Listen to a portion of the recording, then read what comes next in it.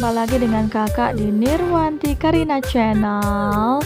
Nah, kali ini kakak mau bahas soal uji kompetensi bab 2 usaha dan pesawat sederhana dalam kehidupan sehari-hari. Kita langsung mulai ya di nomor 1. Nah, ini adalah soalnya uji kompetensi di bab 2. Oke, kita lihat nomor 1. Perhatikan pernyataan berikut ini. 1. Edo mendorong meja dengan gaya sebesar 30 Newton sehingga meja berpindah sejauh 2 meter. 2. Seekor kuda menarik delman dengan gaya sebesar 4000 Newton sehingga delman berpindah sejauh 15 meter. 3. Sebuah mobil menghantam sebuah pohon dengan gaya 2000 Newton sehingga pohon tumbang di tempat. Pernyataan di atas yang merupakan contoh usaha dalam IPA adalah. Nah, soal ini punya kunci pertanyaan yaitu usaha, contoh usaha. Nah, kamu tahu sendiri bahwa usaha itu adalah hasil karya dari gaya dan perpindahan. Nah, ini gaya, ini berpindah. Kemudian nomor 2 ini gayanya dan ini perpindahannya. Oh, ternyata usaha ada di nomor 1 dan 2. Jadi jawabannya adalah A.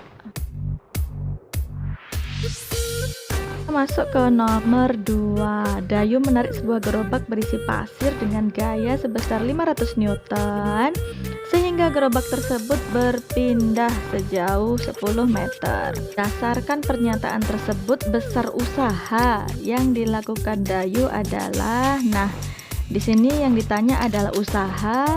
Kita tulis dulu apa yang diketahui. Oke. Diketahui gaya ya, berarti F sama dengan 500 Newton. Kemudian perpindahannya berarti S sama dengan 10 meter. Nah, yang ditanya adalah usaha, berarti lambangnya adalah W. Oke. Terus kita jawab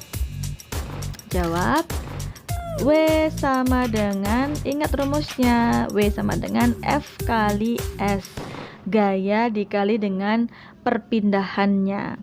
Kemudian kita masukkan angkanya, F nya 500 Newton kali S nya 10 meter. Jadi jawabannya adalah 5000 Newton meter.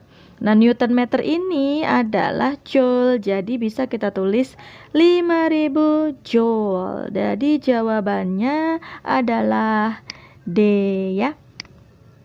Oke, ini yang D. Oke. Nomor 2 jelas. Kita masuk ke nomor 3. Di nomor 3 ini, jarak yang ditempuh oleh mobil saat melaju dengan usaha sebesar 15.000 joule dan gaya sebesar 500 Newton adalah, berarti yang ditanya ini adalah jarak ya, tapi yang diketahui usaha sama gaya. Oke. Jadi kita tulis dulu seperti biasa. Diketahui ini ada usaha berarti W nya 15.000 joule. Kemudian yang diketahui lagi adalah gaya, berarti F sebesar 500 Newton. Dan yang ditanya adalah jarak. Jarak sama perpindahan tuh sama ya. Jadi ditanyakan S. S-nya berapa gitu. Oke, kita jawab. Di sampingnya kita buat. Oke. Jawab. Kita nyari S ya, berarti rumus awalnya itu W sama dengan F kali S. Ini rumus awal. Bolehkah langsung kita masukkan? Jadi 15.000 sama dengan 500 kali S. Jadi S nya itu adalah 15.000 dibagi 500. Hasilnya 15.000 bagi 500 berapa ya? 30 ya. Jadi jelas jawabannya adalah 30 meter. Oke, kalau di option itu 30 itu ada di jawaban yang B ya. Jadi Jawabannya adalah B. Oke, jelas ya. Kita lanjut ke nomor 4. Besar daya yang dilakukan oleh seekor sapi yang menarik gerobak dengan gaya 7000 Newton sehingga gerobak tersebut dapat berpindah sejauh 10 meter dalam waktu 35 detik adalah titik-titik watt. Oke. Jadi di sini pertanyaannya lebih kompleks, bisa kita bilang soal HOTS juga ini. Jadi dia bertanya tentang daya. Yang diketahui apa? Gaya, kemudian S-nya, perpindahannya, kemudian waktunya, T-nya 35 detik. Oke, yang ditanya adalah daya. Daya itu lambangnya adalah P atau power dalam bahasa Inggris. Nah, kita jawab rumus daya itu kan adalah W per T. Nah, nanti W itu sendiri adalah F kali S gitu loh. Jadi kita tulis aja P sama dengan W per T. Ya, W per T. Kemudian W-nya itu adalah F kali S gitu. Usahanya ini itu adalah F kali S. Ya udah kita masukkan. Berarti sama dengan F kali S per T. Nanti kita hitung F kali S-nya dulu ya. Karena dia adalah usahanya. Jadi P sama dengan 7000 dikali 10 terus bagi T-nya 35. Oke, lanjut. 7000 kali 10 ya udah 70.000 dibagi 35. 70 bagi 35 tuh 2, nolnya sisa 3. Ya udah, jawabannya adalah 2000 watt ya. Ini jawabannya. 2000 watt berarti ada di option A ya, 2000 watt. Oke. Nah, ini jawabannya adalah A. Oke ya, jelas? Kita lanjut ke nomor 5. Yuk. Oke, ini dia. Nomor 5 ini tentang prinsip kerja pesawat sederhana saat seseorang mengangkat barbel. Jadi ketika tangan kita mengangkat barbel itu prinsipnya yang mana ya? Yuk kita lihat gambar berikut ini. Ini bisa dijelaskan dengan gambar. Oke, nih. Lihat gambar yang ketiga, yang terakhir ini, yang ujung. Nah, ini adalah tangan. Ini bagian bebannya, barbel atau apapun itu. Kemudian ini titik tumpunya siku kita, tumpunya siku kita ya. Kemudian ini adalah kuasanya, otot lengannya itu kuasanya. Jadi ini kuasanya. Kemudian ini bisa digambarkan seperti ini. Ini tumpu, ini kuasa. Kemudian ini adalah beban. Ya, berarti kalau bentuknya kayak gini tuh termasuk pengungkit jenis 3 karena kuasanya ada di tengah antara beban sama tumpu. Nah, ini. Jadi jawabannya adalah pengungkit jenis 3D ya, jelas ya. Oke, kita lihat nomor 6. Sepertinya mirip dengan yang nomor 5, tapi dia prinsip kerja pesawat sederhana pada saat otot betis pemain bulu tangkis mengangkat beban tubuhnya dengan bertumpu pada jari kakinya. Oke, tumpuannya jari kaki ya. Kita perjelas dengan gambar. Kita lihat gambar yang tadi. Ini otot betis. Iya, kita lihat dulu. Oke, nah ini dia ya yang di tengah ya. Ini adalah gambar kaki. Ada tumpuannya ya. Nah, ini adalah kuasanya, otot betisnya itu kuasa. Nah, ini adalah titik bebannya karena seluruh beban berat tubuh, massa tubuh semua berada di titik ini, berkumpul di titik ini. Nah, ini adalah penumpunya, titik tumpu, jari kakinya, oke. Tumpu, titik beban, titik kuasa. Sisi ketiga titik ini bisa kita lihat di gambar ini. Ya, titik tumpu, beban dan kuasa. Nah, jika dia posisinya seperti ini, maka bisa kita simpulkan bahwa dia adalah pengungkit jenis 2. Jadi, jawabannya adalah yang C, pengungkit jenis 2. Oke, Itu ya, jelas. Kita masuk ke soal nomor 7. Nah, untuk bahas soal nomor 7 ini kita perhatikan gambarnya. Oke, dengan melihat gambar 4 gambar ini kita lihat soal nomor 7. Alat yang termasuk ke dalam golongan bidang miring ya adalah pisau, karena sisi yang tajam itu merupakan bidang miringnya. Jadi jawabannya yang B. Oke, nomor 8. Alat yang termasuk ke dalam roda berporos adalah nomor 4 ya. Ya, jadi jawabannya adalah D. Nomor 4 ini. Oke. D. Kemudian kita masuk ke nomor 9. Oke, nomor 9. Oh, ada gambar ini. Ada seorang anak menarik tas trolinya. Nah, prinsip kerja tangan anak yang sedang menarik koper pada gambar di atas sama dengan prinsip kerja apa? Nah, kita lihat dulu. Ini ada menarik koper, kemudian prinsip kerja apa gitu. Kita lihat bebannya dulu yang mana. Nah, bebannya tasnya ini yang warna biru. Nah, ini rodanya ini adalah titik tumpunya. Tangannya ini adalah titik kuasa karena dia menarik itu. Kalau bisa kita gambarkan, kuasanya, tangannya tadi yang menarik, ini tumpunya, rodanya itu ya. Nah, ini titik bebannya. Nah, titik beban. Oke, dengan melihat skema ini, dengan melihat bentuk ini, letak titik kuasa, titik tumpu sama titik beban, maka dia termasuk pengungkit jenis pertama. Oke.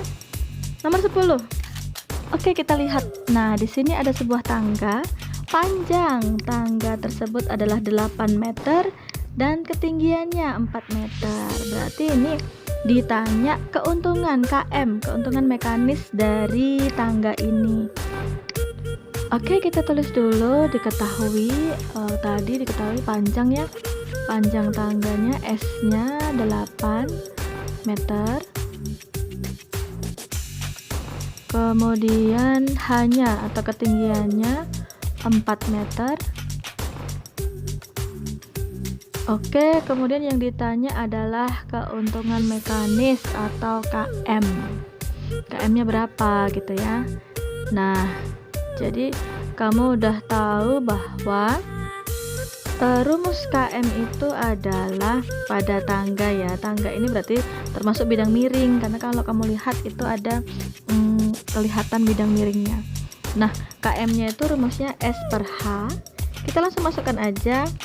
S-nya 8, H-nya 4, berarti 8 bagi 4. 8 bagi 4 itu jawabannya adalah 2. Jadi untuk soal nomor 10 ini jawabannya adalah B, 2 ya. Jawabannya adalah B. Ya. Oke ya, jadi jelas. Kita masuk yuk ke soal uraian. Jadi soal uraiannya ada 5. Kita langsung masuk menuju ke sana. Oke, kita lihat soal nomor 1-nya. Jawablah pertanyaan berikut dengan tepat. Oke, ini ada gambar pengungkit ya, tuas dari bentuknya ini. Termasuk pengungkit jenis berapa gambar tersebut? Mengapa demikian? Sebutkan 2 contoh benda yang ada di sekitar kamu yang menggunakan prinsip kerja pengungkit tersebut. Oke, dilihat dari posisi gaya kuasa ya, titik kuasanya, posisi gaya beban atau titik bebannya B-nya, sama posisi titik tumpuannya yang di tengah antara kuasa dan beban, maka kita bisa jawab bahwa pengungkit ini adalah pengungkit jenis pertama gitu. Maka gambar tersebut termasuk pengungkit jenis pertama karena tadi titik tumpu berada di antara beban dan kuasa. Jadi dari segi gambarnya kita jawab. Nah, kemudian ditanya tentang 2 contoh benda yang seperti titik yang seperti gambar ini gitu, pengungkit pertama. Ya udah, contoh pengungkit jenis pertama yang gampang itu adalah gunting di sekitar kita. Oke, itu adalah gunting dan jungkat-jungkit. Oke ya, ini adalah jawaban untuk nomor 1. Jadi contoh pengungkit jenis pertama ya gunting dan jungkat-jungkit. Oke ya, jelas. Kita lanjut ke nomor 2. Nah, nomor 2 ini ada sebuah gambar ya bermasa 6 kg yang ditarik oleh sebuah gaya yang sebesar 120 Newton. Oke. Jadi dan perpindahannya itu 2 meter ya. Ini masanya. Oke, ini gayanya, besar gayanya, dan ini perpindahannya. Nah, ditanya usaha sama daya. Besar usaha yang dikerjakan oleh balok sama daya yang dilakukan oleh balok dalam waktu 10 detik. Oke, seperti biasa kita tulis dulu. Diketahui masanya 6 kg, gayanya 120 Newton, perpindahannya S-nya 2 meter. Yang ditanya itu adalah yang A, besar usaha yang dikerjakan oleh balok berarti W, yang B, besar daya berarti P yang dilakukan oleh balok dalam waktu 10 detik. P dalam waktu 10 detik. Oke, kita jawab yang A dulu. Nah, rumus usaha adalah W sama dengan F kali S. Kita langsung masukkan angkanya. F-nya 120 kali S-nya 2. Berarti W-nya adalah 240 Joule. Oke ya. Masuk ke yang B. Daya selama 10 detik ya. Berarti P sama dengan W per T. W-nya kita sudah tahu di atas, yaitu 240 Joule dibagi 10 detik. Berarti coret nolnya ya, berarti jawabannya 24 watt. Oke, jadi itu jawabannya ya. Jelas? Kita lanjut ke nomor 3. Nah, di nomor 3 ini ada 2 gambar pengungkit ya, pengungkit A sama pengungkit B. Ditanya mana yang lebih membutuhkan lebih sedikit energi jika digunakan. Jadi A ini kalau digunakan bareng B, mana yang lebih sedikit yang dibutuhkan. Lihat, ini adalah titik beban ya, titik bebannya. Nah, ini adalah titik tumpu bagian tengah. Nah, ini adalah jarak lengan beban B. Nah, ini jarak lengan beban si A, pengungkit A 20 cm. Ternyata pengungkit B itu 80 cm. Mana yang lebih membutuhkan sedikit energi? Nah, kamu sudah tahu bahwa semakin panjang lengan kuasa atau semakin pendek lengan beban, maka itu akan lebih mudah. Nah, ini berarti yang A. Maka yang lebih efektif dan membutuhkan sedikit tenaga itu yang A. Oke, jawabannya pengungkit A karena lengan beban jauh lebih pendek daripada lengan kuasa. Oke, itu jawabannya. Gampang kan? Kita masuk yuk ke soal nomor 4. Oke, come on. Oke, ini dia soal nomor 4 kita. Oh, tentang katrol. Perhatikan gambar berikut.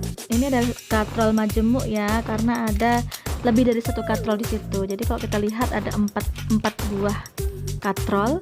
Yang ditanya besar beban yang ditarik oleh katrol majemuk itu. Oke, ini berhubungan sama keuntungan mekanis. Ini ada 4 tali, 1, 2, tali 3, dan tali 4. Nah, karena talinya ada 4, maka pada katrol majemuk ini berlaku keuntungan mekanisnya itu adalah sama dengan 4 ya. Kemudian dari situ, oke, katrol majemuk ini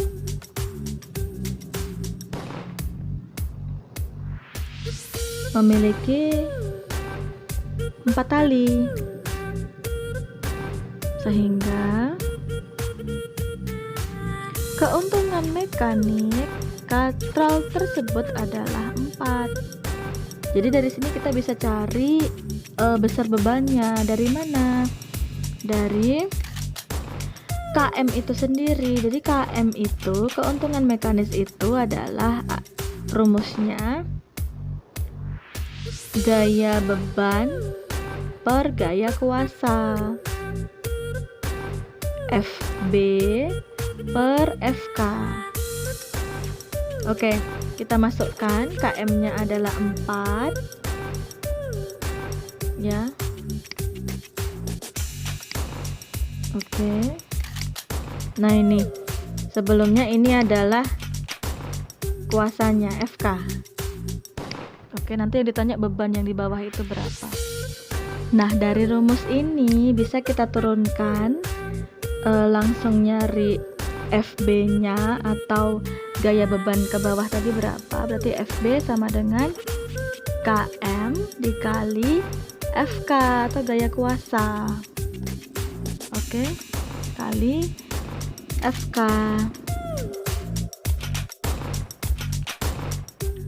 Langsung kita masukkan angkanya. KM-nya 4 kali FK-nya 8. Berarti jawabannya adalah 32 Newton. Oke ya. Jadi jelas di nomor 4 jawabannya adalah bebannya tadi adalah 32 Newton. Oke. Kita lanjut ke soal terakhir nomor 5. Ini ada sebuah gambar. Kamu bisa lihat bahwa itu adalah bidang miring. Perhatikan gambar berikut. Ini ada jaraknya 15 meter, tingginya 3 meter, dan ini bidang miringnya ini ditanya KM-nya, keuntungan mekanisnya. Kita tulis dulu ya, diketahui seperti biasa. Ini yang diketahui adalah S-nya ya, jaraknya 15 meter. Kemudian ketinggiannya 3 meter. Oke, yang ditanya adalah keuntungan mekanis atau KM-nya itu berapa gitu. Nah, oke. Kita jawab. Oke. Rumus keuntungan mekanis bidang miring kamu pasti udah paham, itu S per H. Langsung aja kita masukkan angkanya. Jadi S-nya itu 15, H-nya itu 3. Jadi 15 bagi 3 hasilnya adalah 5. Oke, jadi gampang ya, nomor 5 itu jawabannya keuntungan mekanisnya adalah 5. Jangan pernah patah semangat untuk selalu belajar IPA, karena IPA itu adalah pelajaran yang menyenangkan. Semakin menyenangkan belajar dengan kakak. Dan jangan lupa untuk klik subscribe channel kakak ini agar kamu selalu mendapatkan update-update terbaru untuk mempelajari IPA baik kelas 8, kelas 7, kelas 9 maupun kelas 10. Terima kasih.